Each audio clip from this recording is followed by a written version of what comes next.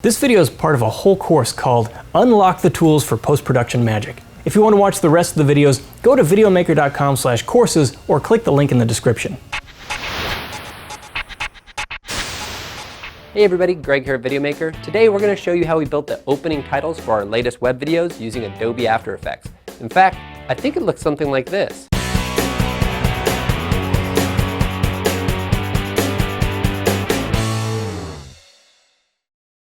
Okay, so we're in After Effects. First step is going to be to do a new composition. So composition new or Control N. We're going to call this opening title. HDTV 1080-24 and 10 seconds long. Okay. All right, so now we're going to do a new layer. So layer, new, solid, or Control Y. We're going to call this white BG for white background. And we're going to change it to white. And then I'm just going to knock down this to 90, just because it takes down a little bit of the intensity of the white. Okay. Next one, we're going to do new layer again, new solid layer, I should say, and Control Y this time, just to show you the shortcuts. Click on the color, make it black, and let's title this Vignette. So there are a lot of plugins that can do vignettes for you, but if you don't have one, that's okay. Basically, all you have to do is create a black solid, and then go up here to your mask tool. So if you click and hold, you'll get these different options, and I'm going to stick on the ellipse tool. And now if you double click the mask tool, it will basically draw a mask that extends to the boundaries of your layer. So now let's go down to that vignette layer. Let's invert the mask by checking invert. I'll hit F to bring up the feather properties. Feather that quite a bit here. Okay, so that's quite a bit, maybe a little bit less. There we go. And now I'm going to double click on my mask, and I'm going to hold Shift and Control, and I'm going to drag it. So it's going to basically drag out from the center. And okay, that's probably pretty close. And then I'm just going to hit T to bring up the opacity. And then I'm going to just dial it down just a little bit. Okay, so basically without it, it looks like that. And with it, it looks like that. That's probably close enough. Okay, so the next thing I'm going to do is lock these layers, because basically these aren't moving. They're not going to change over time. So this will prevent us from moving them accidentally. Okay, so we're going to bring this Videomaker logo in here. And by dragging it into the timeline, it's going to come in centered. So if you drag it into the comp window itself, it might not be centered. If that's the case, you can actually use these alignment tools to horizontally center it and to vertically center it. The reason I mention that is because it is very important for this animation for all the anchor points to be centered. So rather than moving this layer around via position, we're going to end up moving it around via the anchor point. So I'll kind of show you that. First, let's scale this down a little bit, probably to about maybe 20, okay? And then basically I'm going to click on the layer, hit A to bring up the anchor point properties, and then I'm basically going to start sliding it around using the anchor point feature. So what that does is it keeps this anchor point in the center while repositioning the layer where I want it. And again, because of the way the camera works in this, it's just important to have all our layers have their anchor point in the center. So that's why I'm doing it this way. Get that roughly where we want it. That looks pretty good. Okay, so the next step is going to be to create the lines. And to do that, we're just going to create a new solid. So Control Y. And this Videomaker logo isn't quite black, so I'm just going to sample that color. And then we're going to title this Line 1. And we're actually going to make it a little bit wider than the comp size. And this is because of the way that the expression we're going to use later works, and because of the way the camera works. We want it to just be slightly wider so that we don't run out of room. So I'm going to hit OK. All right. So now going back up to the mask tool, click and hold, select the rectangle tool. And again, if we want to draw a mask that covers the whole entire layer, we double click. Okay. So now I'm going to double click on my mask. And again, I'm going to hold Shift and Control. And basically, I'm just going to move this down until the line is the size that I want. So let's go right there. Okay, so that's good. So now basically, I'm going to hit M for mask. I'm going to make sure that I'm highlighted on this. And from there, we can basically move our line by moving the mask, okay? So this is going to keep our anchor point right in the center. This is going to allow us to reposition as we see fit. So let's just go ahead and say that's good for now, okay? So that's line 1. And now basically I'm going to highlight that line 1 layer, hit Control D to duplicate it, and you'll see that it's actually going to label it line 2. And this is going to be just helpful for our labeling purposes. So now I'm going to double click that line 2 mask, and I'm actually going to hold Shift and then use the down arrow. And basically this is going to move it in a larger increment. And I basically hit Shift and the down arrow twice. Now it's kind of important to know this because as you space your other lines apart, you kind of want them to look the same. So now from there, I'll just move it into the left a little bit. That's probably close enough. All right, so let's continue through and do our other lines. So let's do line 3, double click, move it on over. And again, this is basically repositioning the mask on the layer without altering where the anchor point of that solid is. Okay, so maybe a little bit further over. Okay, I just want to get it close. Okay, line 4, this is kind of the, again, Shift, down arrow twice. This is kind of the rinse and repeat portion of the presentation, okay? Just make sure we're on that. So we're gonna leave a little bit of room for the text there. Come in a little bit shorter. And then our final line here, which is gonna be line 6. All right, so I think these lines might be a little low, so I'm gonna go ahead and grab line 3 and move it up 2, and then I'm gonna grab line 4 and move it up 2. Okay, great. So if we check through these lines, you'll see that the anchor point in the middle should be all in the center. Now occasionally, if you grab the wrong thing, you may accidentally move one around, but it looks like in this case, they all stayed in where they should be, so the anchor point's in the center. All right, next step, let's create a text layer. And we'll just say, let's just call this one shooting. Okay, so highlight that, change the color. We'll just make it, let's go purple. Okay, let's make it all caps.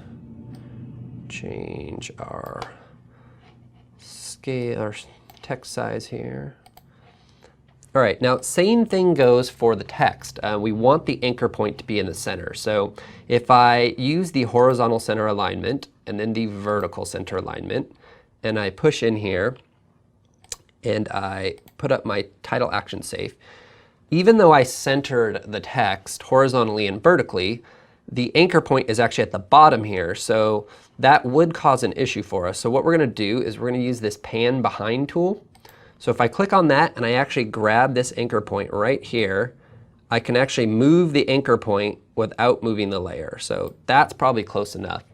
Okay, so now that I have that centered, I will go down to the layer, hit A for anchor point, and now I can basically position it in space. Okay, so let's move it over.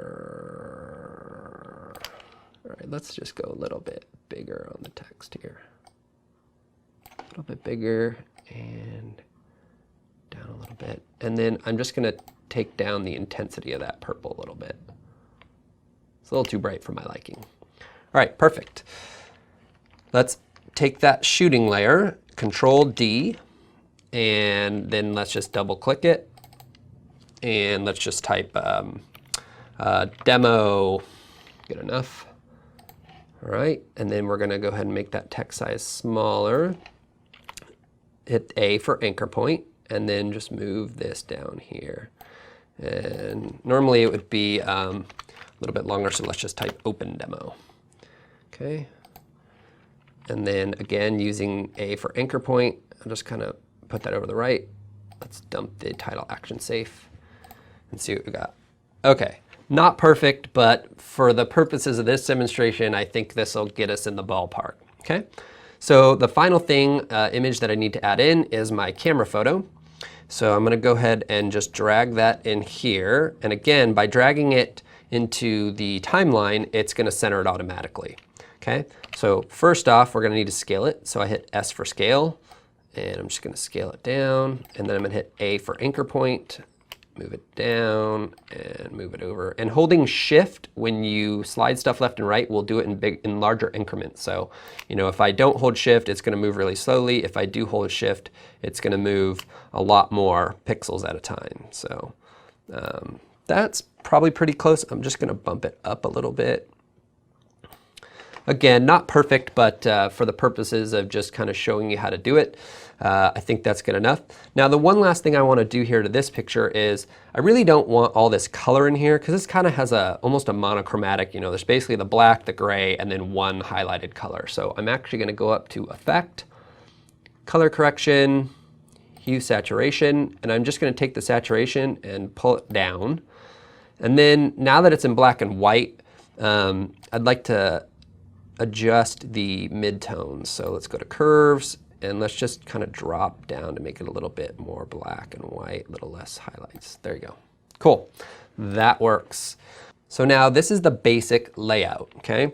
The trick here now is to, rather than having this be a 2D you know, image, we want to basically make this into something that's three-dimensional that we can fly a camera through. So step one is going to be to create a camera. So let's go Layer, New, Camera, and then choose 35mm preset. Okay. It's just warning me because these layers haven't been made 3D yet, and that's okay. We're going to make them 3D in a moment. Okay, so next step, Layer, New, Null Object. So if you haven't worked with cameras very much before, they can be a little tricky to maneuver around, and one trick to make it a little easier if you're just doing some basic camera moves is to actually use a null layer to control your camera. So if I make this null layer 3D, and then I grab this little parent pick whip here on the camera and move it up, now basically if I move the null layer, the camera will follow with it. It's just a little bit easier to control, especially for some basic camera moves. Okay, so we need to make these guys 3D, so let's do that. Let's highlight them all and make them all 3D, okay? And so now, if I open up the position of my null layer and I move forward and back, we can see it is in fact controlling the camera. But all of our layers are at the same spot in 3D space. So to demonstrate this, I'm just going to show you really quick. If I go to here, the camera view, and look at the top view. So basically this is the top view of our composition. So you can see the camera's here, but every single one of our layers, if I were to cycle through each one here, every single one of our layers is on the same plane. So we need to fix that. Let's go back to active camera. The problem is, if I push one of these layers back in 3D space, let's just choose the camera, okay? So if I take the position of the camera and I move it back, well, that is going to mess with our final image.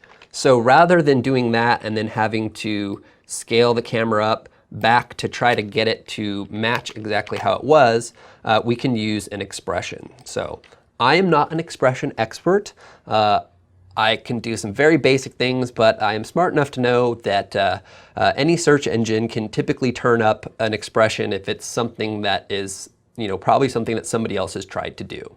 So once you've identified the right expression, you know, you can put them to use in your own projects. So let's go ahead and take a look at the expression here. So if I go into my project window and I double click this, I basically just copied it over into this comp so that I could have it internally. So basically what this expression is going to do is it is going to take the 3D position and it's going to do some math to basically automatically scale up the layer to remain roughly where it originally was in 2D space. So really you don't need to know how it works, you just need to know that it works and that I literally just searched for this, found it, and plugged it in. Okay, so I'm just going to double click this and copy it. All right, so let's go back into the opening title, and then let's go ahead and use the tilde key to bring this up full screen. Okay, so I'm going to highlight all of these layers, of course not the background layers. I'm going to hit S to bring up the scale properties, okay? And then I'm basically going to highlight each scale property. You can do these one at a time. I'm going to hold Alt, and then I'm going to click the stopwatch. So what that does is it enables the expression for all these scale properties. And now I'm basically going to click into here, and I'm going to paste that expression and then hit Enter. Don't hit the Enter in the middle part of your keyboard, because that will think that you're trying to add a new line to the expression. On the far right hand side of your keyboard, you hit Enter, and basically if I do this, you can see it did shift a little bit, but that's basically has to do with the null position in the camera zoom, and we'll be able to adjust that uniformly. So I'm going to go back into our timeline view, and let's just go ahead and start adding this expression to each one. So in the interest of time, I basically just copy pasted this into each expression. I didn't need to show you that because it's a little boring. So now when you look, you see the entire thing has all come forward a little bit, but that's a really easy fix. So we just grab our null layer here, which is our camera controller. In fact, let's just name it camera controller. Hit Enter and say camera control. Okay. So if I play with the Z now, you can see that it will shift the whole graphic back into place. Okay, so that's probably good enough. All right, so that's going to basically be more or less our finishing point. So now we need to position our items in 3D space. So the first thing I'm going to do is I'm going to go ahead and bring this up full screen. I'm going to select all. And first I need to line things up in the order that I want them to be in 3D space. So basically I want the Videomaker logo first. And then I want line 1, then I want line 2, then I want line 3, line 4, then it will be the shooting text, then line 5, then line 6, then open demo, then the camera. So let's go back and see the whole thing. Okay, so basically what we're going to do is the camera can basically stay in this position because it's going to be the last thing that comes from the camera, okay? And so on all the other layers, now this is obviously something that could vary from project to project. It depends on how much space you want between your layers, how fast you want your camera to move. But for this particular project, I'm going to go ahead and separate them by 2,000 pixels in Z space. So I'm going to basically do 2, 1, 2, 3, Enter. So it shifted a little bit, but that's fine. Let's go ahead and do 4,000. So basically I'm just adding 2,000 for each layer, pushing it further back into Z space. Okay, so we'll go 8,000, scroll up here, do 10,000, 12,000, whoop, not 12 million.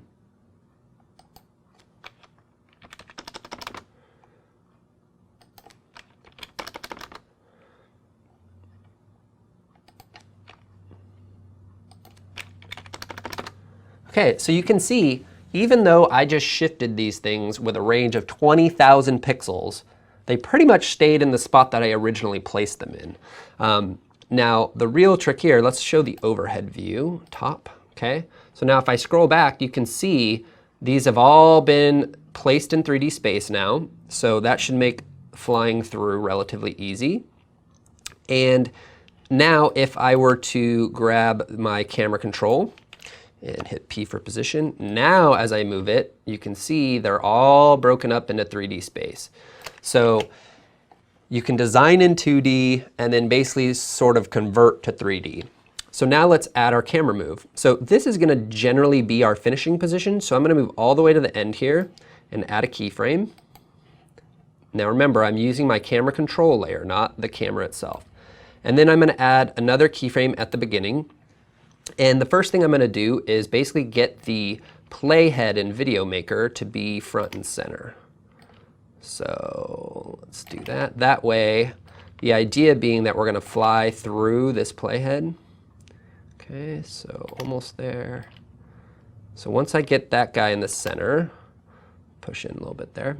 Now I'm going to basically adjust my Z position all the way in just until we pass through it, probably right there.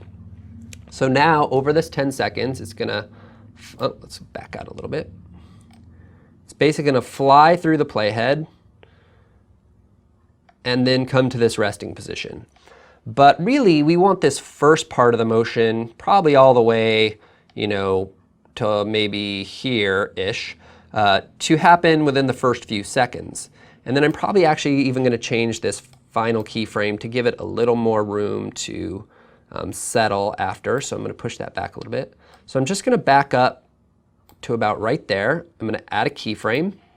And I'm basically going to slide this keyframe all the way over to maybe like 2.5, 3 seconds. Okay. And let's go ahead and see what that looks like. Okay, so I pre-rendered it. And basically overall, it's looking pretty good. There might not be quite enough after it stops. So let's see here. But overall, it's okay. So let's go to the last keyframe, and let's just push it back a little bit more, okay, to give it a little more time to move after the move. And then the next thing is it's a very abrupt stop here. So it's, it's moving fast, and then it abruptly just hits this point. So the key there is to use an easy ease. So if you select that keyframe and right-click and do Keyframe Assistant, Easy Ease In, it's basically going to soften that. So it's going to slow down to a gradual point there rather than just hitting it all of a sudden, okay? So now let's pre-render that again. So you can see that it definitely softens that move. It gives it a softer landing, and that really helps the animation.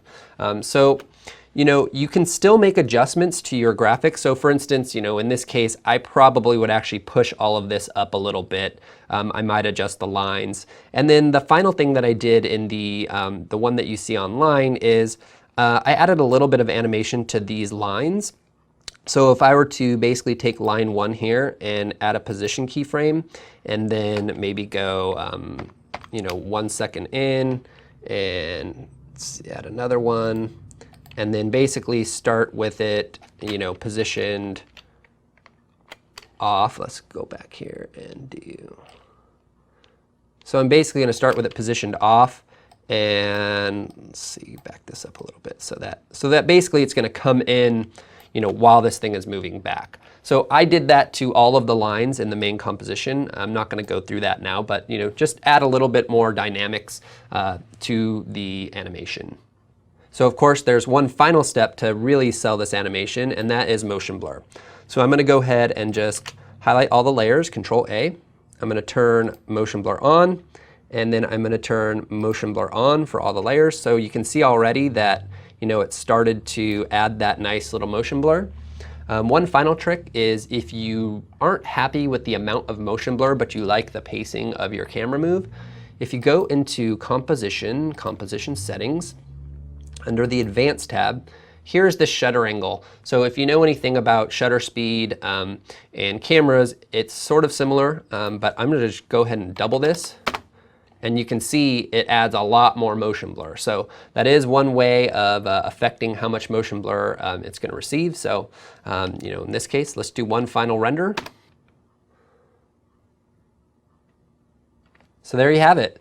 2D animation to simple 3D using an expression to hold their position relatively the same. Thanks for watching. I'm Greg Olson with Videomaker. We will see you next time.